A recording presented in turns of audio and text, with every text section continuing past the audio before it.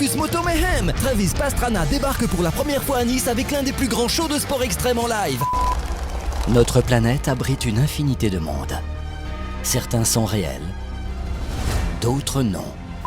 MC Solar fait son grand retour après 10 ans d'absence. En tournée dans toute la France, MC Solar vous donne rendez-vous le jeudi 20 décembre au Zénith de Toulouse. Mais le moment pour profiter le plus est que vous allez aimer célébrer le KFC Festive Feast. Biocop, achetons responsable. Nouvelle Ultrabook Acer Aspire S3. Démarrage immédiat. Connexion instantanée. Si certains sons vibrent au plus profond de toi, que tes yeux brillent face à l'éclat du métal, et que l'accélération t'hypnotise, alors, bienvenue au club.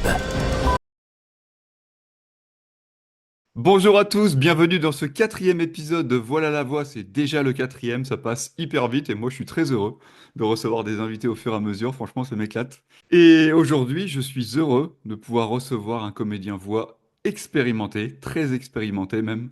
Aujourd'hui j'accueille Cyril à la bouvette. Cyril, comment vas-tu? Salut, bonjour à tous. Bah écoute, ça va bien. Et puis je suis très heureux de faire partie de ton aventure de podcast sur la voix. Je trouve ça très intéressant. J'en ai regardé deux et j'ai trouvé ça très très bien parce que ça permet aussi de connaître les collègues qu'on connaît de nom et pas forcément. Certains on s'est déjà vus, on s'est déjà croisés, on s'est déjà appelé, téléphoné, mais pas tous. Voilà. Donc Bah, c'est bien. Je trouve que c'est intéressant de voir l'envers du décor et puis de voir aussi l'expérience et d'où on vient tous. hmm. Il y en a beaucoup en plus où on se recontacte voilà, à distance pendant des années. Et on n'apprend pas forcément à se connaître, donc non, c'est plutôt cool et je suis ravi moi d'avoir lancé tout ça. Ouais. Cyril, bon, désolé, on va pas pouvoir parler de tous les sujets ensemble, parce qu'avec ton expérience de plus de 40 ans, parce que tu as commencé en plus la radio à 15 ans, Ouais, à 53 ans, c'est ça va ça. être très Plus. très long, très très long, donc l'épisode 2 déjà avec Laurent Garé qui avait 10 ans d'expérience et qui avait fait, dans la voix off et avant, qui avait fait du théâtre, etc. C'était déjà très long, on avait fait 2 heures d'émission alors que ça aurait Oui, duré oui, bah encore c'est. plus J'ai longtemps. j'ai regardé jusqu'au bout, mais il est bavard, hein. Ouais, en plus, ça arrange rien. On t'embrasse, Laurent. On Ouais. t'embrasse très fort et puis promis, on fera une session 2 ensemble. Donc on va pas pouvoir parler de tous les sujets et d'ailleurs j'en profite pour dire que dans Voilà la voix, vous pouvez venir aussi pour parler d'un sujet ou deux. Il n'y a pas de souci que ce soit l'intelligence artificielle, les tarifs ou il y a plein d'autres sujets qu'on peut échanger et parler ensemble. Donc vous pouvez venir aussi dans l'émission pour parler d'un sujet ou deux plutôt que de parler voilà de tout votre parcours si vous n'êtes pas forcément à l'aise aussi avec ça. Si vous avez envie de parler de tout votre parcours, on peut. Ah, Cyril, si un jour tu as envie de faire une session 2 et qu'on a envie de parler aussi d'autres choses, il n'y a pas de souci. Mais là, aujourd'hui, on va se concentrer vraiment sur plusieurs sujets. Mais voilà, je répète que si vous voulez venir dans l'émission pour parler de un sujet ou deux, mais il n'y a pas de souci, vous pouvez venir. On va commencer déjà par te présenter. Déjà, Cyril, ce sera déjà très très bien avec une présentation de toi. Voilà, en Ouais, bah bref. écoute, Cyril à la bouvette, j'ai 57 ans, tu as dit 53, mais non, non, C'est ton je sais site, que ton site est pas à jour. mon site n'est pas à jour, je suis en train de le refaire et tu sais que ça prend du temps de refaire un site parce que tu sais pas ce qu'il faut mettre, ce qu'il faut pas mettre, etc. Pour l'instant, c'est juste un site vitrine. Quand on me demande qu'est-ce que tu fais, allez voir sur mon site et puis voilà, même si les démos sont pas sont pas forcément à jour, enfin voilà, ça parle un petit peu de ce que je fais. Donc voilà, j'ai 53 ans, je suis venu à la voix off.